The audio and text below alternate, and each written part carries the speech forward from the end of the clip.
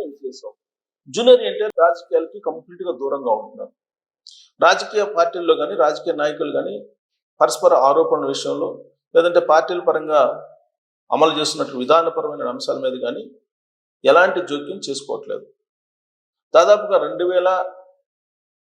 2024 ఎన్నికలకు ముందు అసెంబ్లీలో భువనేశ్వర్ గారిని కించపరుస్తూ మాట్లాడినటువంటి మాటలకి వీడియో రిలీజ్ చేసిన తర్వాత నుంచి జూనియర్ ఎన్టీఆర్ ఇప్పటి వరకు ఎక్కడా కూడా రాజకీయాలకు సంబంధించిన ప్రస్తావన కానీ రాజకీయాలకు సంబంధించిన అంశాలను కానీ ఆయన ప్రస్తావించట్లేదు. కానీ రాజకీయ పార్టీలు కావాలని ఉద్దేశపూర్వకంగా జూనియర్ ఎన్టీఆర్ని సీన్లోకి లాగుతున్నాయి.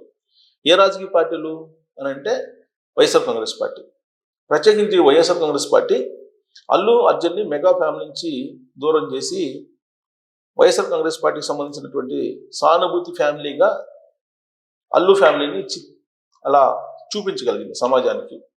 అలాగే జూనియర్ ఎన్టీఆర్ విషయంలో కూడా వైఎస్ఆర్ కాంగ్రెస్ పార్టీకి అనుకూలం జూనియర్ ఎన్టీఆర్ అనేటువంటి యాంగిల్ని ఎప్పటికప్పుడు అవకాశం వచ్చినప్పుడల్లా చూపించేటువంటి ప్రయత్నం చేస్తుంది వైఎస్ఆర్ కాంగ్రెస్ పార్టీ. తాజాగా అంబటి రాంబాబు ఇష్యూలో జూనియర్ ఎన్టీఆర్ గారిని లాగారు. ఎవరు లాగారు? బైరెడ్డి సిద్ధార్థ రెడ్డి లాగారు. ఎందుకంటే అంబటి రాంబాబు కుటుంబ సభ్యులను పరామర్శించడానికి గుంటూరు వచ్చినటువంటి ఆయన మాట్లాడుతూ లోకేష్ గారు మండలిలో ఎవరైనా సరే మహిళల్ని కించపరిస్తే ఎవరిని వదిలిపెట్టమని చెప్పేసి అంటున్నారు కదా, మరి జూనియర్ ఎన్టీఆర్ తల్లిని తెలుగుదేశం పార్టీ ఎమ్మెల్యే విమర్శించారు కదా, మరి అతని మీద ఎందుకు చర్యలు తీసుకోవట్లేదు?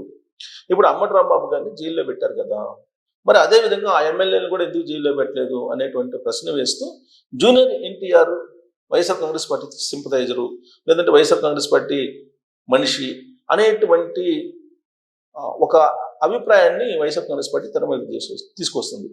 టాలీవుడ్లో ఉండేటువంటి హీరోల్లో జూనియర్ ఎన్టీఆర్ వైఎస్ఆర్ కాంగ్రెస్ పార్టీకి సంబంధించిన సింపథైజరు లేదంటే వైఎస్ఆర్ కాంగ్రెస్ పార్టీ సానుభూతి పడ అనేటువంటి యాంగిల్ని అప్పటికప్పుడు ఏదో ఒక సందర్భంలో తీసుకొస్తుంది వైఎస్ఆర్ కాంగ్రెస్ పార్టీ. ప్లస్ గతంలో కూడా సినిమాల విషయంలో కూడా అలానే వ్యవహరించింది అధికారంలో ఉన్నప్పుడు కూడా.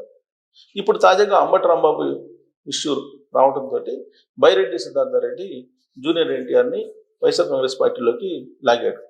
అంటే జూనియర్ ఎన్టీఆర్ తల్లిని దూషించారు కాబట్టి తెలుగుదేశం పార్టీ ఎమ్మెల్యే మరి ఆయన మీద చర్యలు తీసుకున్నారు. అంటే జూనియర్ ఎన్టీఆర్ వైపు నుంచి మేము పోరాటానికి సిద్ధంగా ఉన్నాము అనేటువంటి ఒక సమాచారాన్ని సమాజంలోకి తీసుకెళ్లేటువంటి ప్రయత్నం వైఎస్ఆర్ కాంగ్రెస్ పార్టీ చేస్తుంది. మరి ఆ పార్టీ వ్యూహం పనిచేస్తుందా అనే దాని మీద మీరు కామెంట్ చేయొచ్చు. Thank you.